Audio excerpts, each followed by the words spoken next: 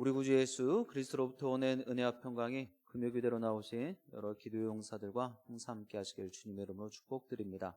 오늘 말씀의 제목은 비전어리가 되십시오, 비전어리가 되십시오 라는 제목으로 하나님의 말씀 증거하도록 하겠습니다. 시작부터 여러분들에게 도전해 보겠습니다. 여러분들은 보스이십니까? 리더이십니까? 이렇게 말씀드리면 고민을 많이 하실 거예요.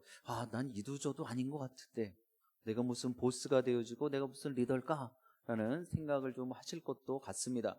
그러나 여러분들은 지금 저에게 영향을 엄청나게 주고 계시기 때문에 리더십을 공부하다 보면 리더는요, 다른 이들에게 영향력을 주는 사람을 리더라고 정의를 내리고 있습니다. 그렇기 때문에 최소한 이 자리에 앉아 계신 여러분들은 다 리더들이십니다.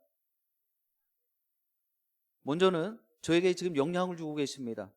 저는 마스크를 지금 벗고 있기 때문에 여러분들이 제 모습을 온전히 볼 수 있지만 저는 지금 여러분들의 눈만 보고 있는데 이 눈빛들이 지금 하나님의 말씀을 어떻게 받아야 될까? 이런 기대감도 있겠지만 또 어떤 말씀의 내용일까? 이런 모습도 있겠지만 설교자의 모습을 통해서 라는 이런 느낌의 모습들이 보이시면 제가 영향을 받는단 말이죠. 그래서 여러분들은 최소한 이 공간에서만큼은 저에게 리더가 되어지는 거예요.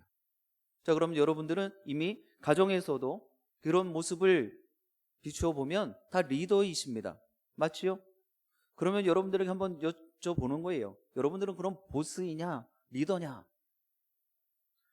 우리가 한 번 더 생각해 볼 것은 보스나 리더 다 우리 앞에 있든지 우리 이 위에 있는 사람으로 우리는 보통 생각을 합니다.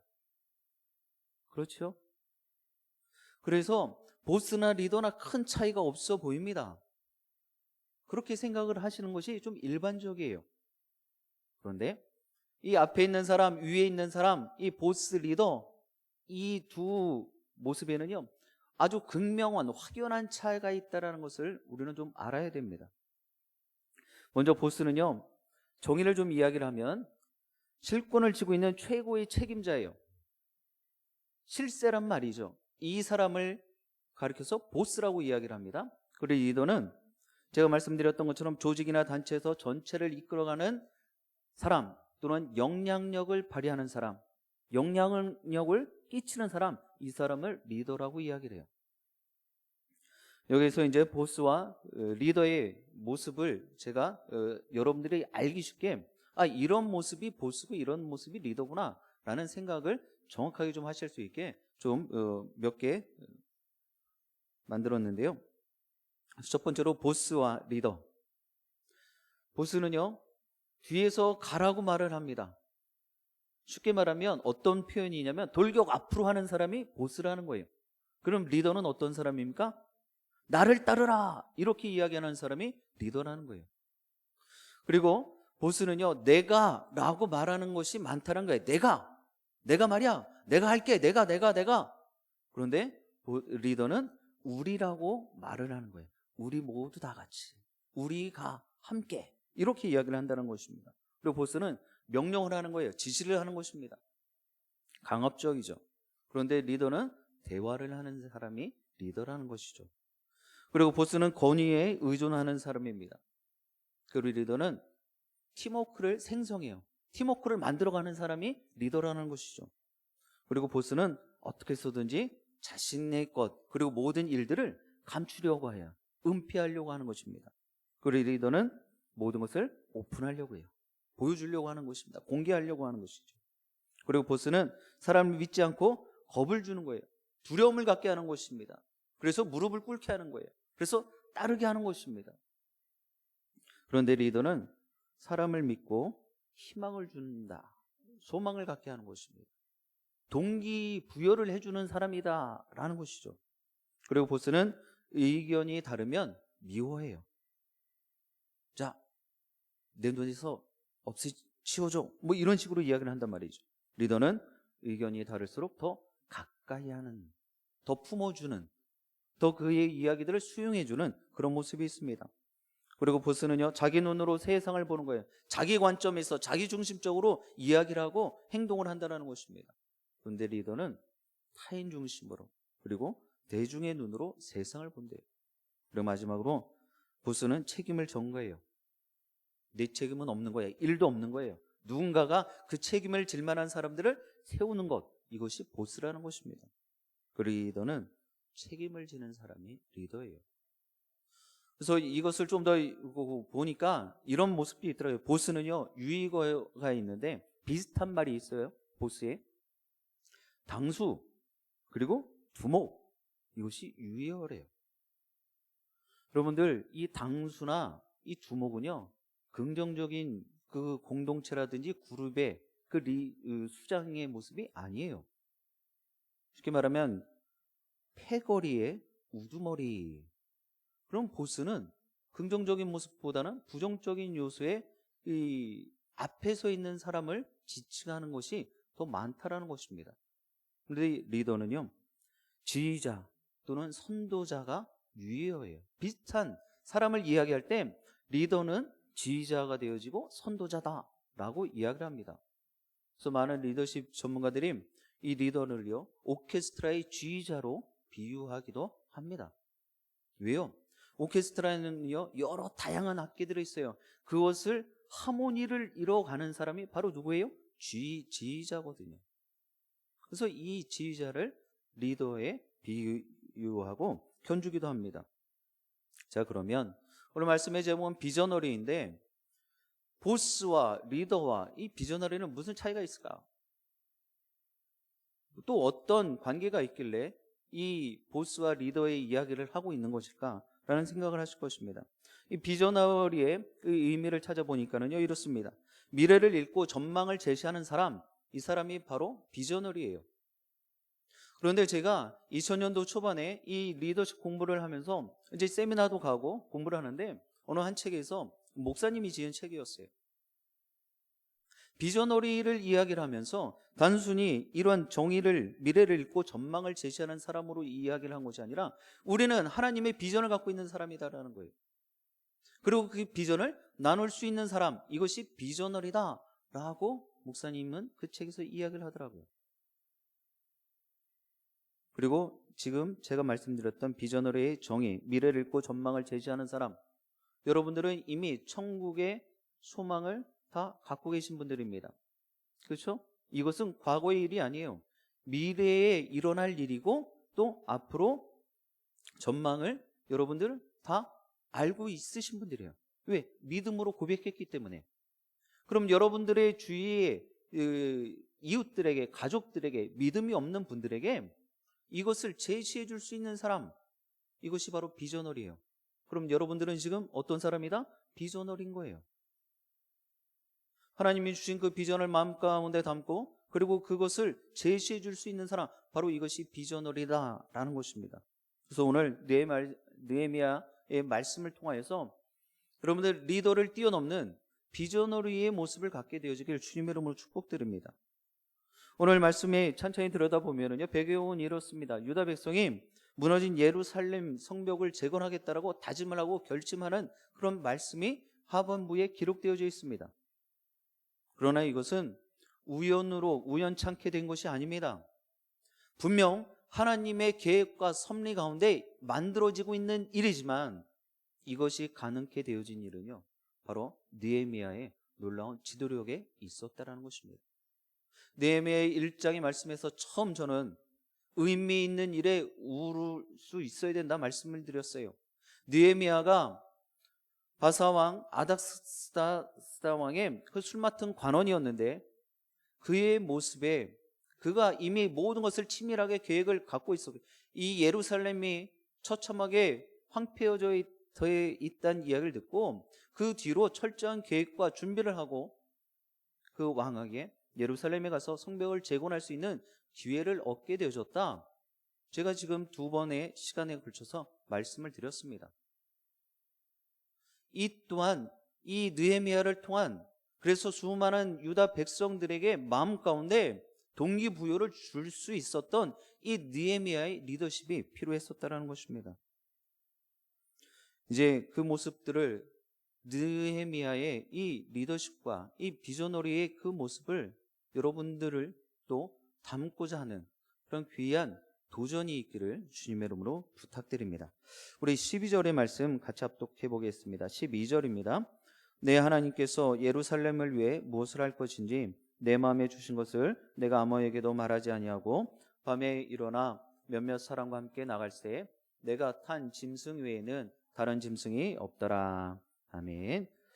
느헤미야의 조용하고 정확한 분석이 있었기 때문에 성벽 재건이 가능했다라는 것입니다. 느헤미야는요, 예루살렘에 도착한 후에 지금 11절 말씀에도 보니까 3일 정도 쉼의 시간을 가졌어요. 여주독을 풀기 위한 이 휴식기를 가졌습니다. 그 가운데 은밀하게 성벽의 상태를 확인하러 나가죠. 그런데 누구에게도 알리지 않습니다. 한밤중에 측근만 데리고 여러 곳을 지역들을 살펴보면서 직접 이 예루살렘 성벽이 무너져 있는, 황폐되어져 있는 이 성벽을 눈으로 직접 확인하고 있습니다. 상황을 파악하는 것이죠. 유다 백성과 지도자들 모두 다 이 느헤미야의 이러한 사전 조사를 알 수 없었습니다. 이 느헤미야가 직접 본 예루살렘의 현실은요, 말로만 들었던 것보다 더 참담했다라는 것입니다. 성벽은 다 무너져 내렸고 성문은 다 불에 탄 그러한 황폐한 상태였어요. 그는 눈으로 직접 보면서 예루살렘의 이 상태가 정말 심각하다라는 것을 깨달게 됩니다. 그렇습니다. 느헤미야의 이러한 리더십을 갖게 되어진 것은요, 단순히 어느 한쪽만 그가 강점이 있어서 된 것이 아니다라는 거예요. 우리 앞에 있는 사람, 또 우리가 리더라고 이야기할 수 있는 사람은요, 모든 것에 균형감 있는 사람들을 이야기하게 되었습니다. 그렇기 때문에 그 사람을 지지하게 되어지는 것입니다. 정치, 경제, 사회, 문화에 앞서 있는 이 리더십들의 모습들을 천천히 들여다보면 그렇지 못한 사람들을 보면은요, 그것에 대해 존중해 주기가 쉽지 않다라는 것을 우리는 잘 알고 있어요. 너무 나간 이야기일 수 있을까? 우리 가정에서만 보도록 하겠습니다. 우리 부모님의 역할, 자녀의 역할, 앞서 말씀드렸던 것처럼 영향력을 주는 사람이 리더다라고 말씀을 드렸기 때문에 어느 한 시점 이 리더는요, 그때그때마다 상황에서 바뀔 수 있는 것입니다. 왜요? 절대 권력이 아니기 때문이에요. 그러면 지금 느헤미야의 모습을 보면서 우리 가정에서 남편과 아버지의 모습, 그리고 아내와 어머니의 모습을 한번 생각해 보자 말이에요.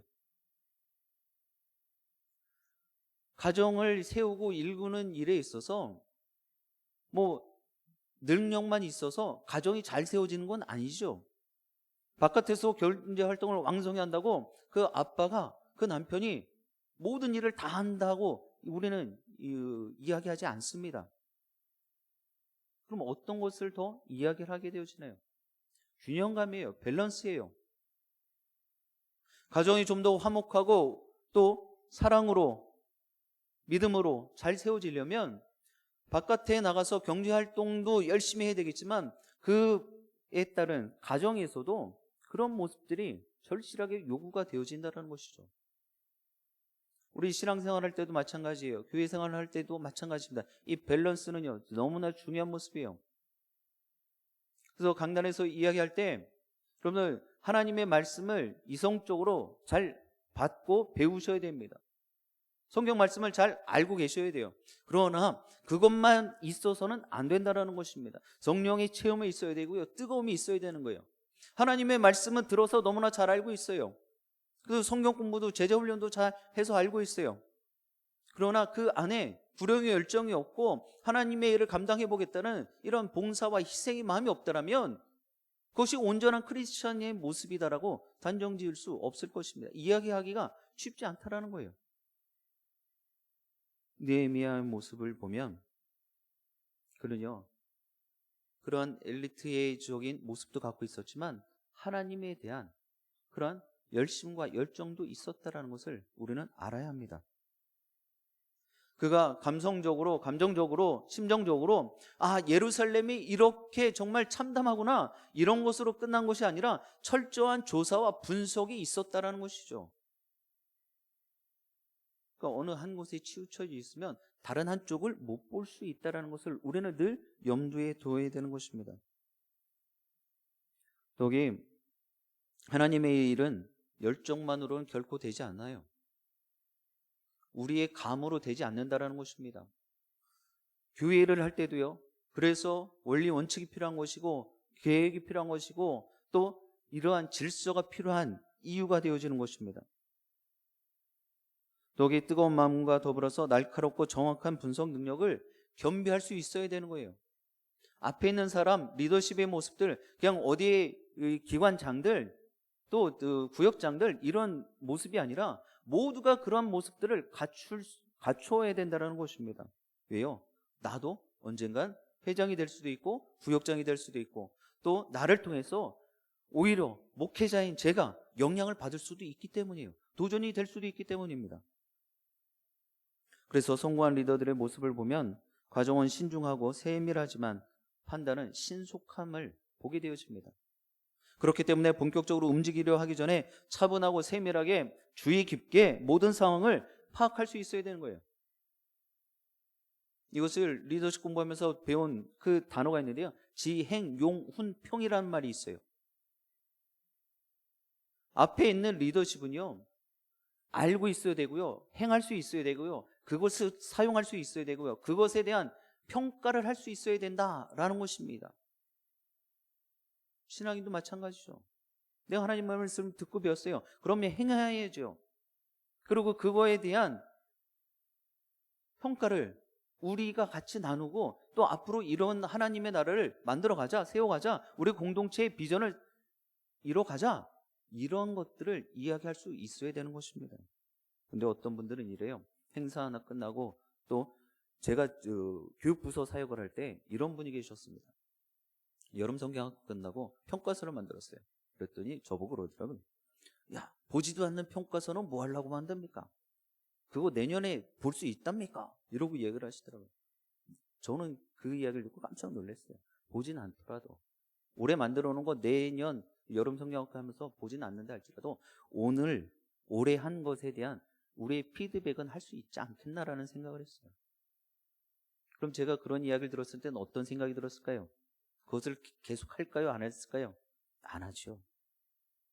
왜요? 그것이 필요 없는 그런 그룹이기 때문이에요. 앞서 말씀드렸던 것처럼 밸런스가 필요한 그런 균형감을 갖추는 교회가 성숙한 교회이고 그리고 성장할 수 있는 그러한 단초가 만들어진다는 것 우리는 알아야 됩니다. 그래서 모든 일을 시작하면서 그러한 준비와 철저한 계산이 되어 있지 않으면, 계획이 되어 있지 않으면 과정 가운데 우왕좌왕하게 되어지고요. 우리가 정해놓던 목표가 있고 비전이 있는데 그것까지 도달하지 못할 수도 분명히 존재한다는 것을 우리는 알아야 됩니다. 그렇게 되지 않으면 일사불란하게 움직일 수 없게 되어지는 것이죠. 사랑하는 영신의 기도용사 여러분, 교회나 사회 속에서 하나님이 나에게 맡기신 일을 감당할 때 가장 먼저는 상황을 정확하게 파악할 수 있어야 되는 거예요. 왜 하나님이 나에게 이런 일을,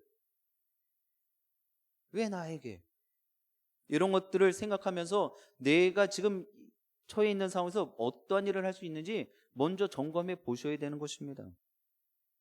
그리고 우리가 받은 임무가 더욱 중할수록 차분하게 주의를 살피고 또 문제가 있다면 정확하게 분석할 수 있어야 되는 것입니다. 하나님의 일꾼으로서 냉철한 분석력과 뜨거운 열정을 여러분 조화롭게 균형 있게 갖춰 가시는 비전너리가 다 되시기를 주님의 이름으로 축복드립니다. 우리 18절 말씀 같이 합독해 보겠습니다. 18절입니다. 또 그들에게 하나님의 선한 손이 나를 도우신 일과 왕이 내게 이른 말씀을 전하였더니 그들의 말이 일어나 건축하자 하고 모두 힘을 내어 이 선한 일을 하려 하매. 아멘. 현실에 안주하려는 이들을 믿음으로 세울 수 있어야 됩니다. 여러분들 코로나19가 끝나고는 과정이에요. 이제 다음 주 월요일부터는 실외에서 마스크도 벗게 되어지죠. 이미 거리 두기는 해제가 되어졌고요. 세상은 이렇게 계속해서 바뀌고 변화되고 있습니다. 그런데 우리 영신교회 공동체의 모습은 어떻습니까? 좀 세게 이야기를 하면 거리두기 해제됐는데 식당이 가득가득해요. 거리두기 없어요. 한 칸 뛰어 앉지도 않아요. 오밀조밀 얼마나 화기애애하게 식사들을 하는지 모르겠습니다. 네, 우리 영신교회 공동체 아직도 교회가 텅 비어 있어요. 오늘 이 예배 참 현장으로 나오고 또 처소에서 함께 예배하는 지체들이 비전어리가 되어 주셔야 되는 이유가 바로 여기 있는 것입니다. 여러분들이 말씀하지 않으셔도 여러분들의 영향력을 통하여, 쉽게 말하면 포스라는 거예요. 여러분들의 선한 영향력이 하나님으로부터 임하여지고 그 선한 영향력이 여러분들을 통해 흘러갈 수 있어야 되는 것입니다. 만약에 그런 모습이 일어나지 않는다면 내 자신을, 내 상태를 먼저 점검해 보실 수 있어야 되는 거예요. 무엇이 문제인지, 내 안에 내가 지금 하나님의 은혜가 마구마구 흘러가고 있는지, 막혀 있어서 흘러가지 못하고 있는지를 먼저 점검해 볼 수 있어야 되는 것입니다. 오늘 느헤미야는요, 이 정도면 괜찮지 않나, 포로로에서 귀환했잖아요. 1, 2차 하고 3차까지 해서 느헤미야가 들어와서 성벽 재건하려고 하는데 이 상태로도 그냥 지내면 되지 않겠나, 이런 생각들을 하고 있는 사람들에게 다시금 믿음으로 그들을 깨우고 있는 것입니다. 예루살렘 성벽의 상태를 면밀히 점검한 후에 느헤미야는요, 백성들에게, 유다 사람들에게, 지도자들에게 성벽을 건축하자라고 지금 설득하고 있는 장면입니다. 성벽을 재건해서 외세의 침략을 받아서 다시 우리 수치당하지 말자고 그렇게 설득하고 있는 것입니다. 그러나 하나님이 자신을 도우셔서 아닥사스다 왕으로부터 허락을 받고, 그리고 성벽을 재건할 수 있는 그런 건축물도, 그런 건축 용품도 받아왔다라고 이야기를 하는 것입니다. 이렇게 느헤미야의 간증에 많은 그 이야기를 들었던 유다 백성들은요, 도전이 되어진 거예요. 그래, 그럼 우리도 한번 해보자 라는 마음이 든 것입니다. 영적인 도전을 한 것입니다. 결국 이 느헤미야의 고백과 간증을 통하여서 유다 백성들은요, 그래, 예루살렘 성벽 재건합시다 라고 결정하게 되어집니다. 결심합니다. 이것을 우리가 읽었던 18절의 말씀에 느헤미야는요, 하나님의 선한 손에 이루어지는 선한 일이라고 고백하게 되어진 것입니다. 그렇습니다. 많은 유다 백성들이 현실적인 한계만을 바라보면서 하나님의 뜻과 계획을 구하지 않았어요. 분별하지 못했어요. 왜요? 지금 정신이 없거든요. 바벨론 포로에 있다가 잡혀 있던 상황에서 다시금 자신의 고향으로 돌아왔는데 뭘 해야 될지, 쉽게 말하면 맥 놓고 나간 거예요. 본인들이 눈앞에 봐도 느헤미야의 안목처럼 똑같이 참담하거든요. 그런데 이 느헤미야의 이 영향력을, 선한 영향력을 통해서 그들은 용기를 갖게 되어집니다. 한번 해보자 라는 것이죠. 그들이 일어나서 성벽을 재건할 수 있도록 느헤미야가 도운 것입니다. 그들을 향한 하나님의 놀라운 뜻과 계획이 있었음을 느헤미야가 다시금 깨닫게 해준 것입니다. 저는 목회를 하면서 계속 마음 가운데 사역을 하면서 바라는 것이 있습니다. 제가 보여지지 않는 것은 당연한 거고요. 제가 출중해서, 제가 달란트가 많아서가 아니라, 미력한 종이지만, 부족하지만 정말 열과 성의를 다해서 그 모습에 여러분들을 도전받고, 저런 모습도 있는데 나도 뭔가를 좀 해봐야 되겠다, 이런 모습을 갖기를 바라는 거예요. 동기부여가 되면 그것으로 저는 제 몫을 다했다고 저는 생각을 합니다. 이것이 느헤미야의 진실된 비저너리의 모습은 아닐까라는 생각을 해보았습니다. 사랑하는 영신의 기도용사 여러분, 우리도 다른 이들에게 영적인 도전을 주는 그런 비저너리가 되어야 되지 않겠습니까? 하나님의 손길에 충분히 너희를 도울 것이라고, 당신을 도울 것이라고 우리가 분명하게 선포할 수 있어야 되는 것 아닙니까? 그리고 그들을 격려해야 될 것입니다. 우리가 기도를 할 때마다 코로나19로 인해서, 코로나 블루로 인해서 우울증과 여러 정신적인 문제들, 영적인 문제들에 노출되어져 있어요. 그들을 이제 영적으로 깨울 수 있어야 되는 것입니다. 육신의 연약함도 마찬가지예요. 그들을 다시금 일으켜 세울 수 있어야 되는 것입니다. 여러분의 힘으로요, 여러분들의 능력이 아니라 오늘 느헤미야 고백처럼 하나님의 선한 능력으로, 선한 손으로 여러분들이 그들을 일으켜 세울 수 있어야 되는 것입니다. 그것을 통해서 또 다른 사람들의 영적인 도전을 줄 수 있기 때문입니다. 그래서 순환이 되어지는 거예요.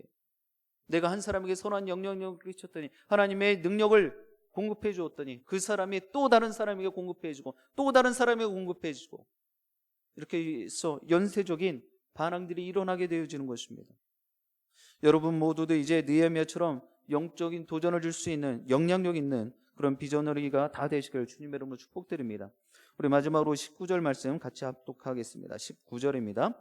호론 사람 산발락과 종이었던 암몬 사람 도비아와 아라비아 사람 게셈이 이 말을 듣고 우리를 업신여기고 우리를 비웃어 이르되 너희가 하는 일이 무엇이냐? 너희가 왕을 배반하고자 하느냐 하기로. 아멘. 이제 느헤미야와 유다 백성들이 성벽 재건을 하려고 탁 시작을 함과 동시에 뭐가 만들어지는 것입니까? 방해가 시작이 되어지는 거예요.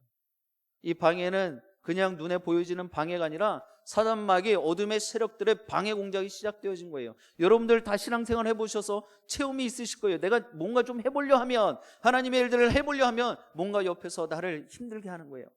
나를 마음 상하게 하고 실족하게 하고 낙심시키게 만드는 거예요. 왜 그럴까요? 바로 어둠의 세력들이 그러한 하나님의 옳은 일을 감당하는 것을 제일 싫어하기 때문입니다. 오늘 말씀에도 보니까 느헤미야와 유다 백성들의 마음이 아파해졌어요. 그래서 예루살렘 성벽을 재건하자 이렇게 마음이 모아졌습니다. 그랬더니 우리가 1장에서도 봤었던 사람들의 이름이 지금 다시 등장을 하게 되어집니다. 산발락과 그리고 도비아 그리고 게셈, 이런 사람들의 이름이 다시금 등장을 하게 되죠. 왜 그렇습니까? 그들이 방해자들이기 때문이에요. 방해하는 것입니다.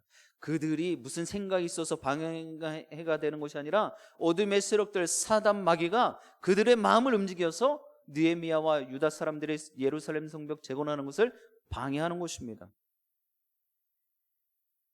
왜요?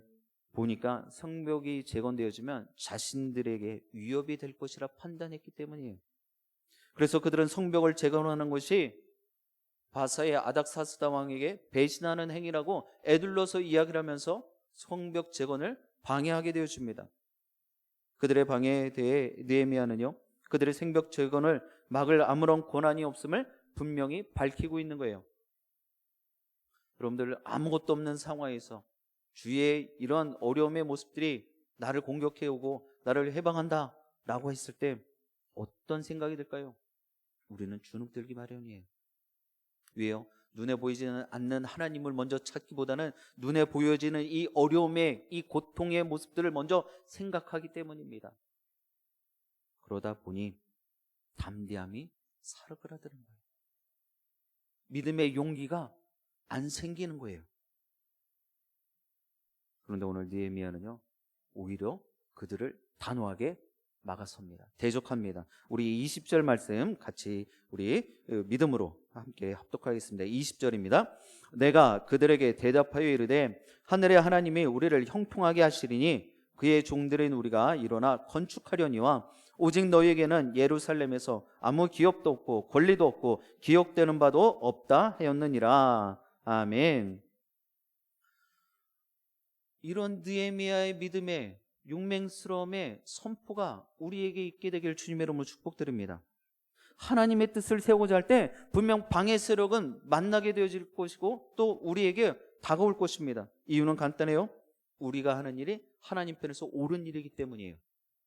옳은 일을 하게 되면 사단마귀나 어둠의 세력들은 설 곳을 잃게 되기 때문에 우리를 어떻게 하든지 그 하나님의 옳은 일을 막아서는 것입니다. 그렇기 위해서 모든 상황으로 어떤 사람을 동원해서든지 그 옳은 일을 못하게 주저앉히려고 하는 것입니다. 더욱이 역설적인 것은요, 이러한 방해와 대책이 실제로 거세질수록 더 할수록 사방이 우겨싸움을 당했을지라도 그러한 일들이 하나님 앞에서는 더욱더 옳은 이름을 여러분 꼭 기억하시길 바랍니다. 그래서 절대로 그러한 모습이 있다면 멈추시면 안 되는 거예요.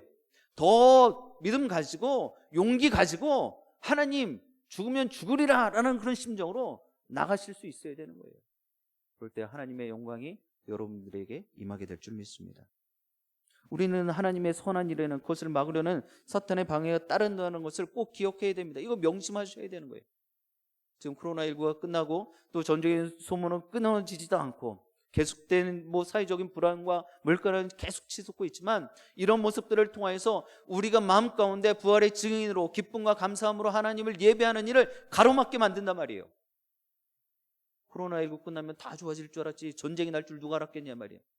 그리고 물가가 이렇게 급등할 줄 누가 알았겠냐 말이에요. 계속 끊임없이 우리를 힘들게 하는 거예요. 그러나 우리는 다시 한번 생각해야 되는 것입니다. 이 모든 것들이 우리를 더 위함의 모습이다라는 것을, 하나님께서 우리를 더 단련하고 계시다는 사실을 여러분들 꼭 기억하시고 믿으실 수 있기를 바랍니다. 그래서 느헤미야처럼 단호하게 그 대적자들을 향해서 선포하실 수 있어야 되는 것입니다. 다른 사람들 역시 흔들리지 않도록 그들을 도와주셔야 되는 거예요. 그러므로 믿음으로 담대히 우리에게 맡겨진 일을 온전히 감당하실 수 있어야 될 것입니다. 사랑하는 영신의 기도 용사 여러분, 무너진 성벽을 세우기 전에 느헤미야는요, 자신이 먼저 믿음으로 온전케 되어졌습니다. 그리고 침착함과 담대함으로 먼저 이 상황을 분석하였어요. 그리고 그 모습 가지고, 분석된 상황의 모습 가지고 백성들을, 주위의 사람들에게 설득하고 그들을 세웠습니다. 그리고 대적들에게는 당당히 맞섰습니다. 이제 오늘을 살아가는 우리의 차례입니다. 정말 한 고비 넘어가면 다 끝날 줄 알았는데 또 한 고비가 나오고 또 한 고비가 넘어가고, 우리는 그래도 이렇게 초소에 모여서 함께 하나님 예배하고 또 하나님 주시는 힘과 위로를 받고 있는데, 그렇지 못한 이들을 바라보면서 우리가 저들을 외면하지 말고 저들을 위해서 우리가 도와줄 수 있는 일을 찾아서 위로하고 저들을 위해서 기도하고 세워줄 수 있어야 될 줄 믿습니다. 그래서 여러분 모두와 제가 이러한 느헤미야의 리더십과 또 하나님 주신 귀한 비전너리의 마음으로 또 이 귀한 모습으로 이 땅에 남겨진 삶을 하나님의 기쁨이 되어지는 그런 귀한 은혜가 날마다 세워지고 또 임하게 되어지게 주님의 이름으로 간절히 축원드립니다. 기도하시겠습니다.